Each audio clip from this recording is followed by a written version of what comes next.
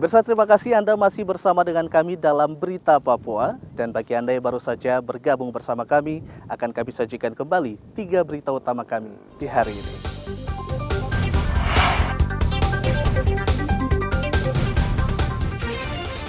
Dua warga tewas dalam pertikaian dua suku besar di Provinsi Papua Tengah. 3 terdakwa kasus mutilasi warga Nduga divonis penjara seumur hidup.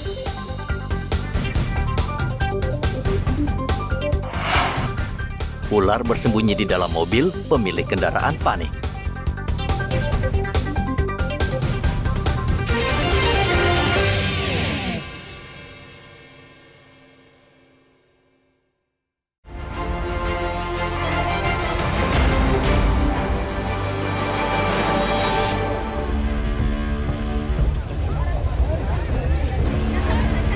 Puluhan bangunan kios di Pasar Wosi Manokwari, Papua Barat terbakar. Api juga merembet dan membakar sejumlah rumah warga yang tidak jauh dari lokasi. Kebakaran disertai suara letupan keras menyebabkan warga panik. Api bisa dipadamkan beberapa saat kemudian dengan bantuan mobil pemadam kebakaran. Kebakaran diduga akibat korsleting listrik.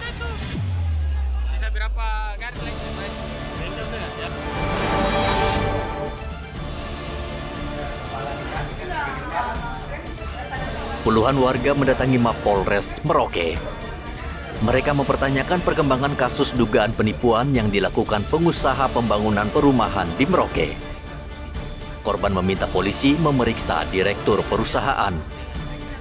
Warga kecewa karena yang bersangkutan tidak datang kendati sudah berkali-kali dipanggil polisi. Menurut warga, dugaan penipuan ini sudah lama dilaporkan, namun belum ada perkembangan dan kejelasan. Mereka menyatakan sudah menunggu hingga 2 tahun untuk mendapatkan uang mereka yang diserahkan ke pengembang untuk mendapatkan rumah.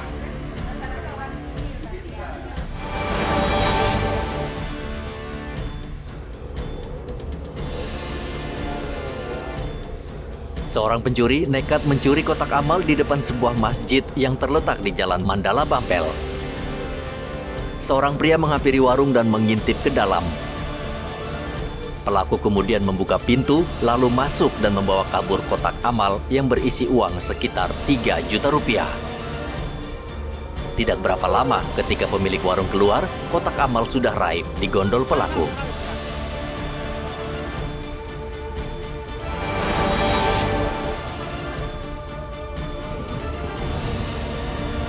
Warga kampung Nogolait yang mengungsi ke Kenyam, Kabupaten Duga, Provinsi Papua Pegunungan, pasca kontak tembak antara Satgas Damai Kartens dengan KKB, akhirnya kembali ke kampung halaman.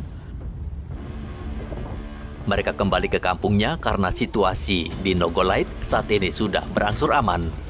Sebagian besar warga yang mengungsi anak-anak, mereka ketakutan dan memilih mengungsi ke daerah terdekat karena diteror kelompok bersenjata.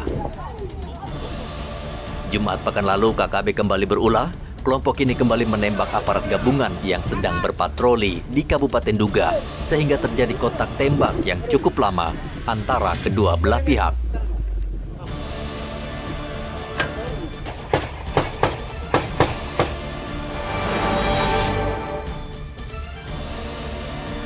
Tabrakan maut antara 2 pengendara sepeda motor di Jalan Hasanuddin Timika. Salah satu pengendara baru saja keluar dari sebuah lorong dan hendak menyeberangi jalan. Namun tiba-tiba pengendara lain dengan kecepatan tinggi melintas lalu menabrak pengendara motor yang melintas. Benturan sangat keras hingga menyebabkan salah satu pengendara hingga kini masih kritis di rumah sakit.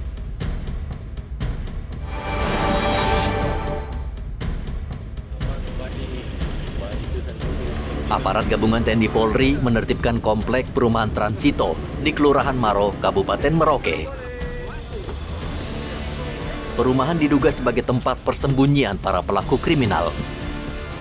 Operasi penertiban yang dipimpin Wakapolres Merauke, Kompol Vicky Pandu Wida Permana, sempat ricuh karena sebagian warga melawan ketika polisi mengecek satu persatu rumah.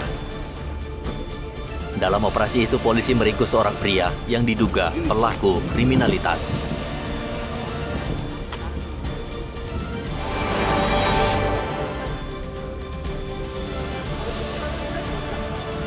Tiga penjabat Eselon 2 Pemkot Sorong mengembalikan 3 kendaraan dinas yang selama ini mereka gunakan sehari-hari.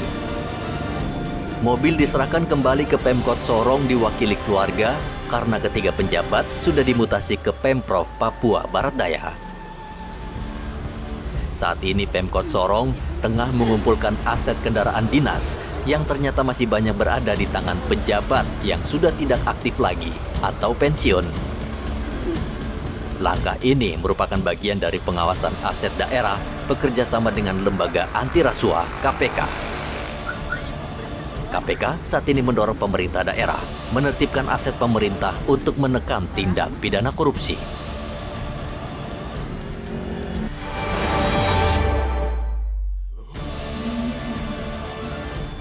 ...723 jemaah haji asal Papua Barat dan Papua Barat Daya resmi diberangkatkan ke Tanah Suci melalui embarkasi Makassar.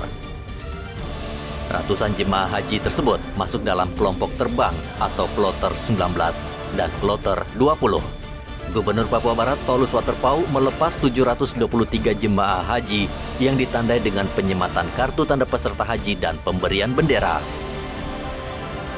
Pengantar berharap para jemaah haji bisa menjalankan ibadah dengan baik dan lancar dan tiba di tanah air dengan selamat.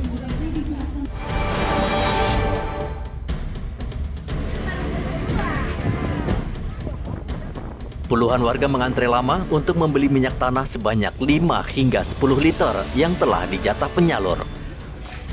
Warga juga harus membawa kartu keluarga agar pembelian minyak tanah sesuai dengan jatah yang ditentukan. Biasanya di setiap RT ada satu agen yang menyalurkan minyak tanah dengan sistem jatah. Namun jumlah minyak yang tersedia kadang tidak cukup karena banyak warga membeli melebihi jatah. Dengan kartu keluarga, penyaluran minyak tanah tersalur merata. Jika ada kelebihan stok, tidak tertutup kemungkinan warga yang tinggal di luar RT tersebut juga bisa kebagian minyak tanah.